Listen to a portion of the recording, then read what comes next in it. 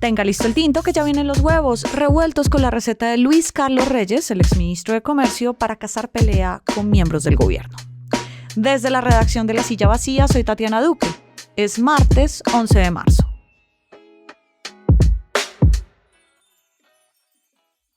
Luis Carlos Reyes hizo cosas que para los funcionarios públicos suelen ser difíciles de lograr.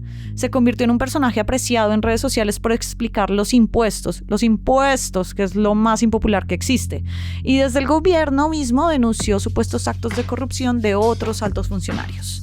Caso pelea con sus compañeros, en las que el presidente cortó por lo sano. Reyes entró como un académico al gobierno y se fue como ministro de Comercio. Ese fue su último cargo. Y enarboló una bandera anticorrupción. En medio, Reyes fue una figura polémica en ese sector de las finanzas del país y los cercanos al presidente lo señalan de hacer parte de los que causaron el hueco del presupuesto.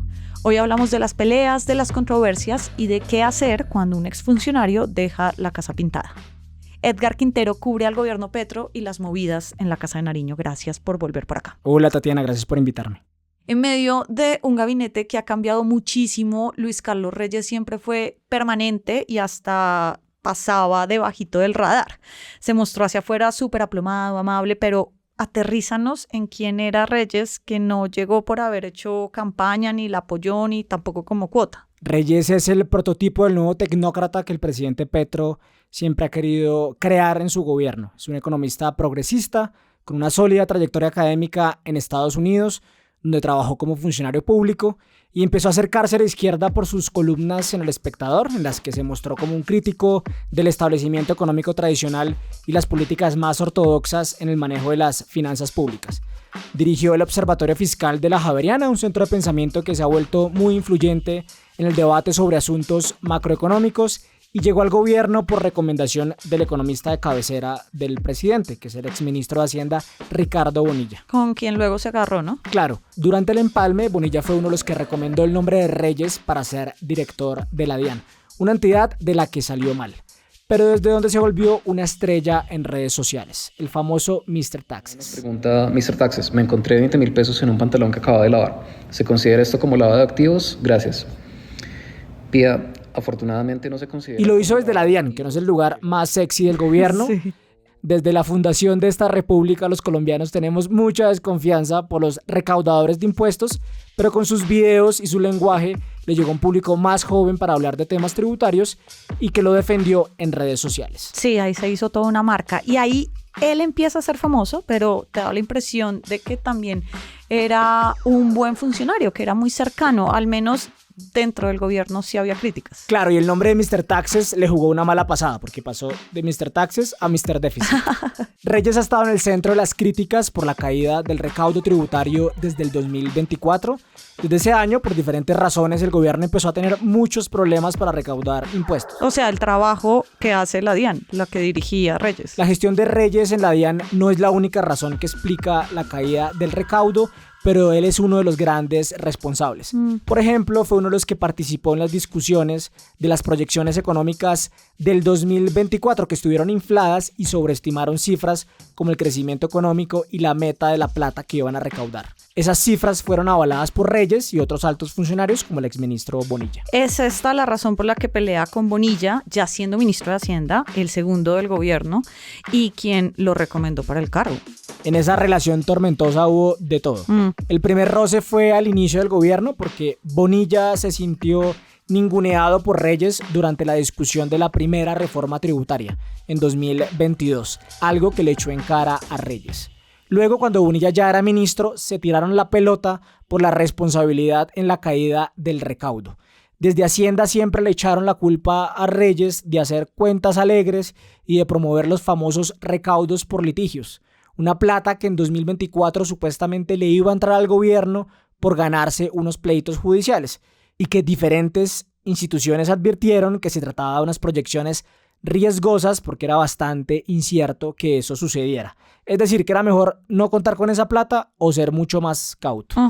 Por su lado, Reyes criticaba a Hacienda porque no quiso impulsar un proyecto de ley para que esos pleitos judiciales se dieran más rápido y poder así recoger esa plata. Y esos roces luego se volvieron personales.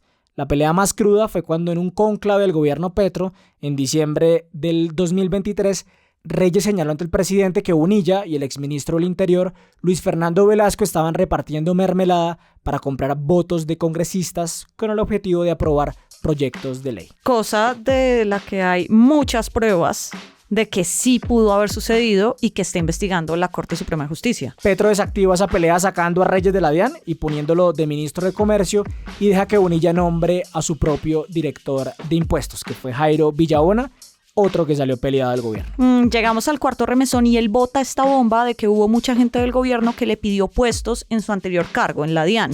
Justo lo hace cuando su actual puesto, el Ministerio de Comercio, estaba en la baraja de recambios para entregarlas al Congreso. Hay que decir que Reyes asegura que desde el principio puso en conocimiento de la Fiscalía las presiones para que nombrara gente en la DIAN, pero en todo caso las denuncias públicas las hace cuando más tambaleaba en el gobierno. Luego del famoso Consejo de Ministros televisado, cuando arranca oficialmente el remesón, estalla el escándalo de alias Papá Pitufo, descrito por Petro como el mayor contrabandista del país, pedido en extradición por Colombia a Portugal, donde está preso, y que intentó infiltrar la campaña de Petro con 500 millones de pesos. Y cuento todo esto porque en medio de ese escándalo, Reyes prende el ventilador diciendo que congresistas y altos funcionarios del gobierno lo presionaron para nombrar puestos en las direcciones de aduanas, justo en los lugares por donde se mueve el negocio del contrabando, y por eso la conexión con el escándalo de Papá Pitufo. Sí.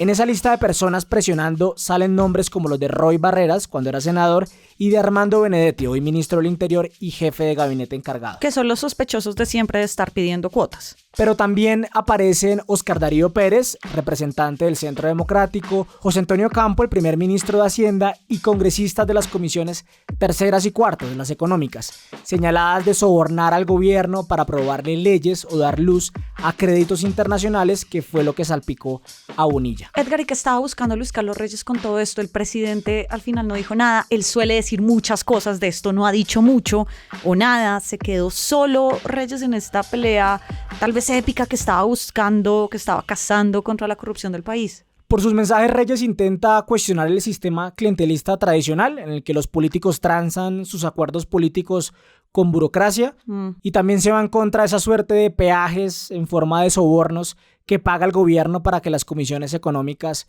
le aprueben sus proyectos. Pero por dentro del gobierno leen las movidas de Reyes con menos altruismo.